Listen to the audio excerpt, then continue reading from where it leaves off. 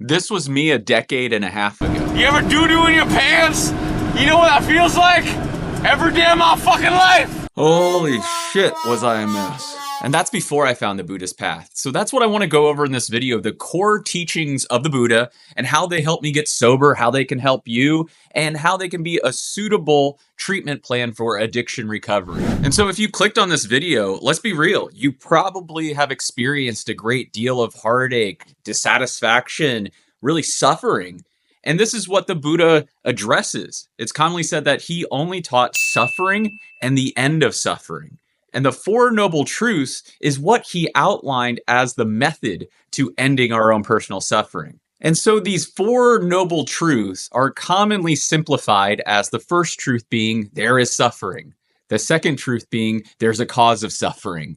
The third truth being, there is an end to suffering. And the fourth truth being, there's a path to end suffering. So it's suffering, suffering, suffering, suffering, suffering! But what does this suffering really mean? So what I'm going to do is I'm going to use the Dhammacakkappavattana Sutta. It's a big word for Elmo. Which is the Buddha's discourse on turning the wheel of the Dhamma. And it's the first discourse he gave, and he outlines specifically what the Four Noble Truths are. And so using this old Buddhist discourse, I'm going to outline, one, what the Buddha said about these Four Noble Truths directly, and two, how it can relate to our own addiction recovery. And so let's do this. The first noble truth is the acknowledgement that there is pain, loss, disappointment, unsatisfactoriness in life. And this is what the discourse specifically says. This is dukkha. Birth is dukkha. Aging is dukkha. Sickness is dukkha. Death is dukkha. Encountering what is not dear is dukkha. Separation from what is dear is dukkha. Not getting what one wants is dukkha. Such is dukkha. It can be fully known. It can be fully embraced. And here we're introduced to this word dukkha, which is commonly translated as suffering. But this word dukkha is an all-encompassing word for all of life's painful experiences.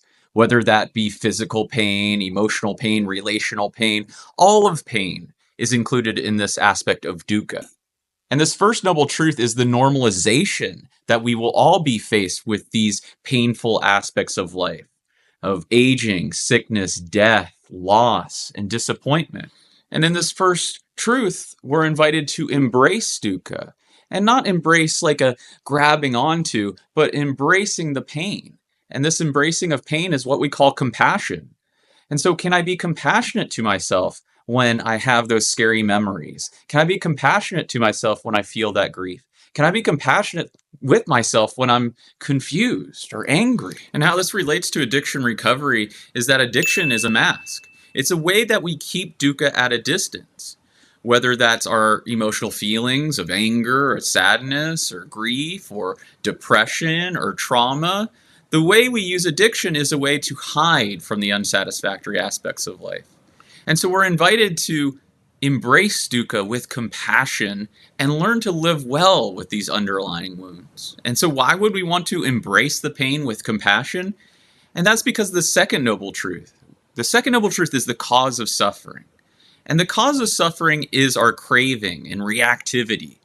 It's not necessarily the pain, the grief, the trauma, the depression.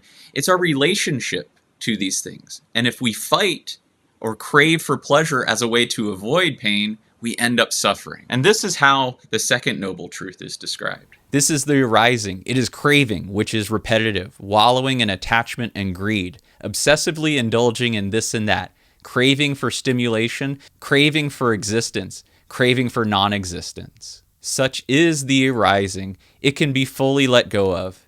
The second noble truth is the acknowledgement that addiction creates suffering. When we crave for pleasure as a way to avoid pain, it creates tension, it creates stress, it creates suffering. And as the saying goes, pain is inevitable, suffering is optional. And this is that extra layer of suffering that is optional that creates the suffering inside of ourselves.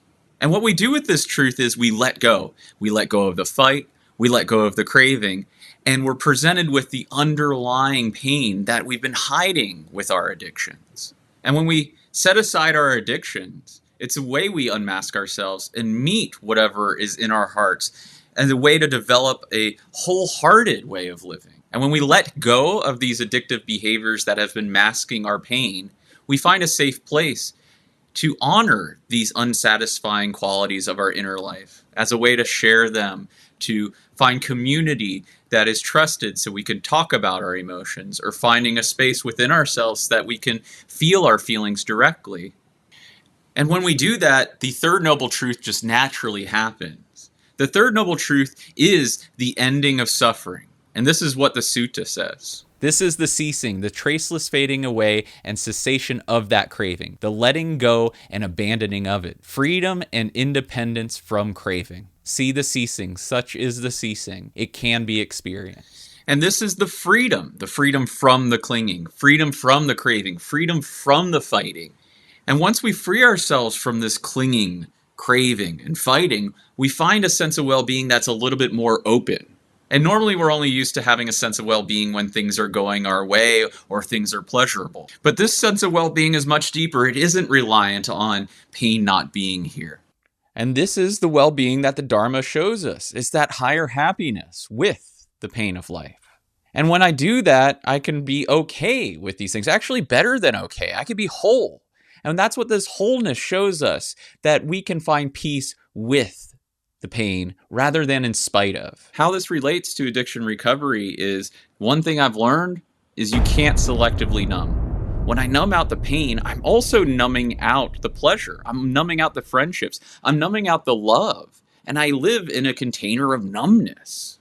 And here we open up to life directly. We open up to the painful parts of life because it will help us open up to the friendships and the connections and the fun of life. And it may take time, but over time you will end up getting your life back. And so how to do this? How do we open our hearts up? This leads us to the fourth noble truth, which is the path that shows us the end of suffering.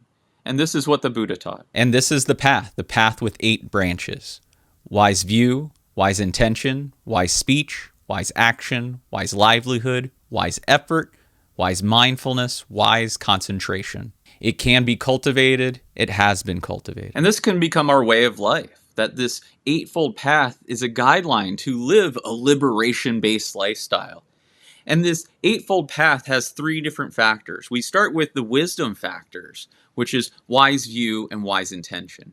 And then we step into ethical factors of wise speech, wise action, wise livelihood.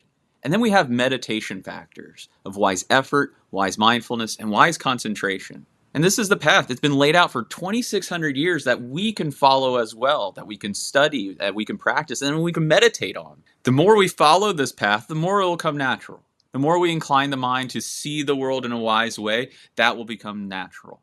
The more we practice compassion towards pain, the more natural that will become. And this is the training we take on. Early in my recovery, I had zero clue on how to properly view the world, on how to properly behave. And this eightfold path gives me something that I can follow so I can start living this wholehearted life. And how this relates to addiction recovery, we all need a program. And this is a 2,600-year-old program. It's often said that the Buddhist Eightfold Path is the earliest recovery program out there. And so this is time-tested and something we can commit to every day and every moment. And so this is the Four Noble Truths. We embrace pain. We let go of the addictions. We see the freedom that comes from that, and we act in accordance to the Eightfold Path. Really, Elsa, embrace pain, let go of the addiction, see the freedom that comes from that, and act in accordance to the Eightfold Path. Thanks for checking this video out. I hope it's been a benefit to you. Peace and love to you all day. All right, thanks for checking this video out. If you'd like to support the work I'm doing, there is a link to my Patreon in the description. And please subscribe, please like, please share this with your friends, and let me know you're with me by leaving a comment. Peace, y'all.